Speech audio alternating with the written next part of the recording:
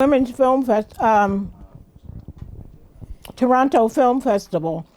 That's where I showed Integration Report 1 in 1973. So it was like going back home again. Awesome. It was the first time I saw it. I Am Somebody with Dolby Sound. And it was so fabulous to see it on the big screen with Dolby Sound. How do I look, Tracy? Am I okay? Let me double check. I'm sorry. Oh yeah, I want to see the necklace. Yeah, you look fine. Okay. There's Or should I? your mic is right here. No, you're fine. Okay, Yeah. good.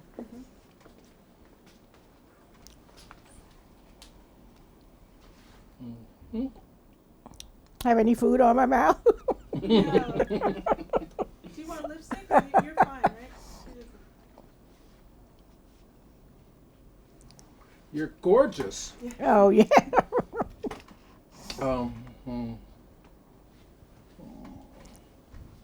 Bring that down a little bit. Okay, so let me get my levels. Test 1, 2, and then give me your level, please. 1, 2, 3, 4, 5. Great, great. Wait, I'm hearing. Okay, yeah, that's normal. You okay? I just want to make sure that I'm not bleeding into your soundtrack. Oh, As okay. well. So can you see me okay, or should I lean No, over? am I looking at you or looking at the camera? Either, whatever you're more comfortable with. I'm staring at you though. Okay.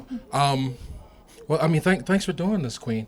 I guess the first thing we need, if you could look into the lens, say your name, and you're watching Real Black. My name is Madeline Anderson, and you're watching Real Black. Okay, I stepped on your line though. Can you give it to me again, please? My name is Madeline Anderson, and you are watching Real Black. Awesome. Well, thank you for taking the time. All right, so I've had a full day. I was watching earlier. I was at the Paley Museum. I was looking for some of your work, and I came across William Greaves' Still a Brother. So I was watching that, and then to see Integration Report, it's like a full day for me of getting all this stuff. So, yeah, legendary first African-American woman to direct a documentary. Well, the first film that I made, I became the first. But then when I made I Am Somebody, I became the first who was in a film industry. That's the difference between the two. When I made Integration Report 1, I started out at the top as the producer. But then, as I progressed in learning about film and wanting to express myself through film and wanting to stay in the industry, once I couldn't get money to produce and direct films, I decided to get into a film union. And at that time, there was one African American woman in the film, her name, in the film industry, Local 771, her name was Hortense Beveridge. She was the first. And then I was the second. so, in the Q&A, you were telling the story of how you got interested in film. I mean, that was a big dream for someone born in the late 20s to want to be a part of this. I mean, what made you, when did you first get interested in film, and then at what moment did you feel like this is something that can happen for me? Well, when I was about 7, I was the oldest girl, and I had an older brother. And my mother used to let us go to the movies every Saturday. We used to take our lunch, an apple and a couple of Mary Janes, and we would stay in the movies all day. The only stipulation was that we had to be home by dark. So the way that we stayed in the movies all day is in between shows, we used to go into the bathrooms And then when the shows began, we would come out. We weren't the only ones who did that. There were a lot of kids who did that. And I knew the ushers knew that was going on, but they just looked the other way. I loved films. And although I didn't see images that I was proud of, that I could identify with and say, gee, I want to be like that person. And also, because this was such a treat for us to go to the movies, when we came home, we used to reenact what we saw in the movies. And no one wanted to be the Africans. They didn't want to be the Africans because the Africans weren't smart. They were easily fooled. They didn't know how to dress. And we didn't want to be, no one wanted to be the Africans. I always wanted to be the director. But of course I didn't always win.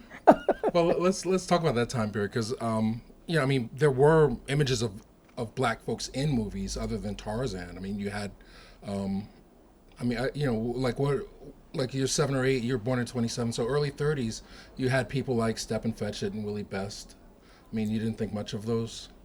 We didn't see them because we were seeing children's shows. Okay. So we saw Westerns and we saw Tarzan and the Apes. And later on, Flash Gordon. We didn't see the feature films. Okay. We saw the children's films. Okay. So, I mean, we don't have a lot of time. I'd love to catch up with you again. So fast forward to the 50s. So you end up in New York? Well, once I dropped out of college and decided that I really didn't want to be a teacher after all, I really wanted to be a filmmaker. And of course, everybody thought that was very foolish. And but I didn't. And I was determined that I would try at least to get into the film industry. And so I got a partial scholarship to NYU, and I came to New York. My mother had a sister who lived in Brooklyn, and she promised to watch over me. And so I came to New York. I got a couple of jobs. It's around what year? 54. I think 54. Okay. So, Yeah. Were you interested in narrative at that point? Like you just... No, I always wanted to make films that taught people something. I always wanted to let our people know about our achievements. Because in addition to loving movies, I like to read. And so I would go to the library and I would read about what black people were doing. We didn't have Black History Month at that time. We had Black History Week. And so we were given assignments, and year after year, I learned more and more about Harriet Tubman, Frederick Douglass, and George Washington Carver. Those were the 3 people that I learned about, and in classroom. But then after that, I would go to the library, and I would find out about a black surgeon. And so I would get this knowledge, and I would want to tell everybody, hey, you know, And your first film we're a was? people of achievement. Your first film was? My first film, Like well, you started out. I mean, what was the first time you actually got behind the camera and you shot something of your own? Integration Report 1. Okay. That was the first film I did. And it was a film that was events that happened from, I guess, 56 through 58. And you saw in Brooklyn, it was in the aftermath of the Ocean Hill-Brownsville. That was the school integration. You saw the police brutality, which was forever. And you saw Martin Luther King coming to Hunter College. These were all events that happened in that time period. Well, what most impressed me about your work is that, when we go and it's Black History Month, we're taught Frederick Douglass and George Washington Carver and Martin Luther King, but it's always from some sort of docile, passive perspective. We don't always get to hear about Mr. Williams, who wanted to fight back with arms, or even like some of the speeches of Malcolm X that you include in your piece.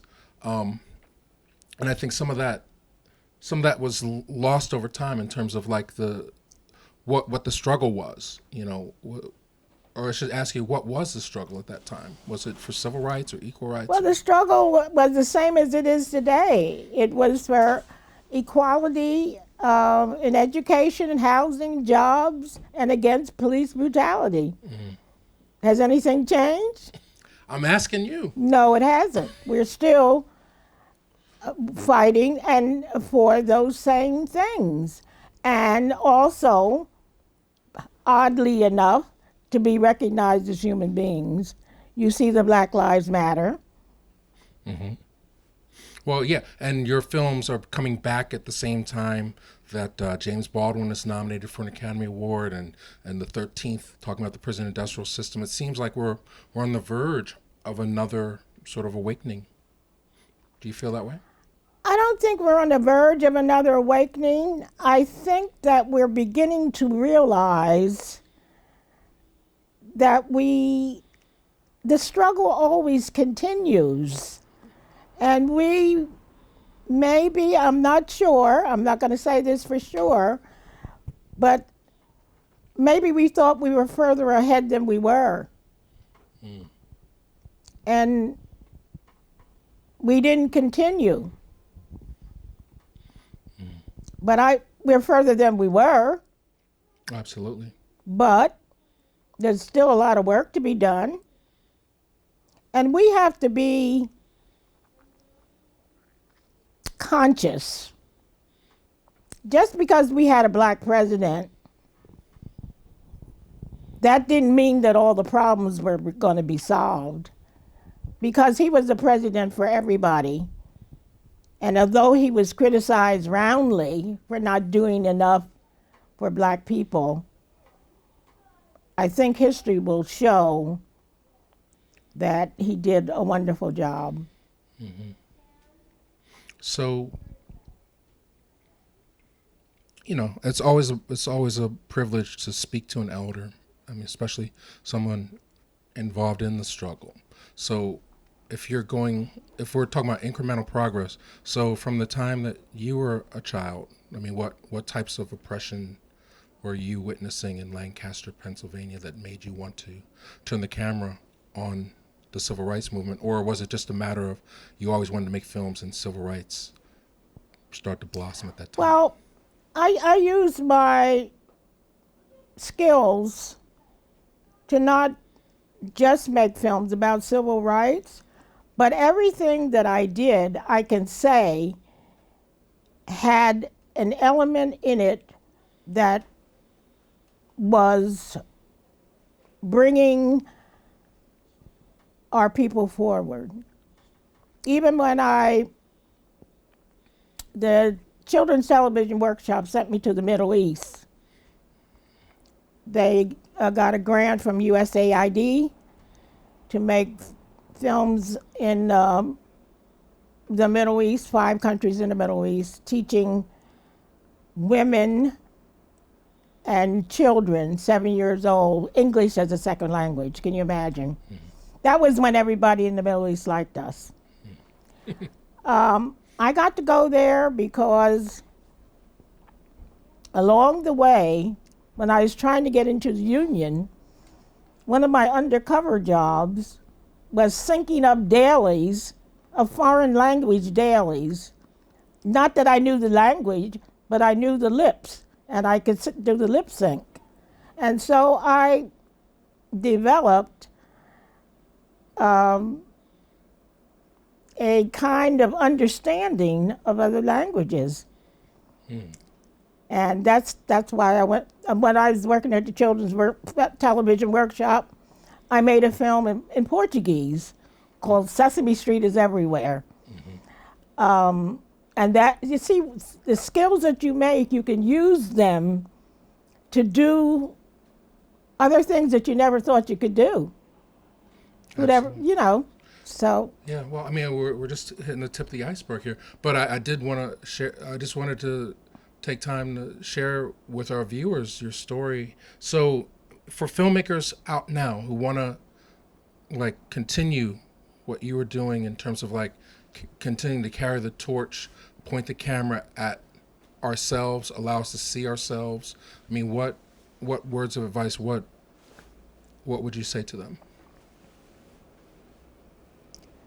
Well, I would say, first of all, I'm a documentary filmmaker. That's the kind of films that I wanted to make. I never wanted to make a Hollywood film with actors. I always wanted to make documentary films. And so for documentary filmmakers, the advice I would give would be to be true to your subject. Sometimes people make documentaries and they turn into docudramas. That's not being a documentary filmmaker. So I would say stay true to the experience that you're making the film about. And it'll be, you know, it'll be an effective tool. All of the films that I made, for instance, Integration Report 1, after I made it so that we would know what black people were doing all over the country. So I had this wild idea that I was going to be making 2, 3, 4, you know. But when I found out I wasn't going to be doing that, I then decided to get into the union. And I would say to young people that are making films today, being a part of the union is very important. Unions are losing their power because of right-to-work laws, but I would say get into a union, because that is where you will be able to not only make a living, but to grow as a professional. When I was looking at the Academy Awards recently, and I saw who was winning awards for set designers, sound editors. I didn't see any black faces. So it means that we are still not in those unions. We're not in those unions. Although a black woman did edit Moonlighting, but we're still not in the industry. So something to continue. So, Jake, is there anything I should have asked that? No, I mean that's great. This is actually Madeline's car. Sorry. Okay, all right. So your cars are. Can you give me 20 seconds on I Am Somebody and maybe 10 seconds on Cool World? The Cool World. Yeah, I know you worked on that. That's a great film. Oh yeah, with Shirley Clark. Mm-hmm. Yeah, your cars. Okay. All right, working on the Cool World, I didn't work. I got into the union by working on the Cool World. The Cool World was edited by Shirley Clark and a very wonderful African American man whose name is Hugh Robertson. And Hugh was in the union. The Cool World was made with union employees because Shirley wanted to get it into theaters, and so it had to have a union symbol. And because of Hugh Robertson's generosity, he was able to get me an application to Local 771, and that's how I got into the union. Okay. Well, we'll pick it up. I really appreciate your time. Thank you so much, sweetheart. All right. And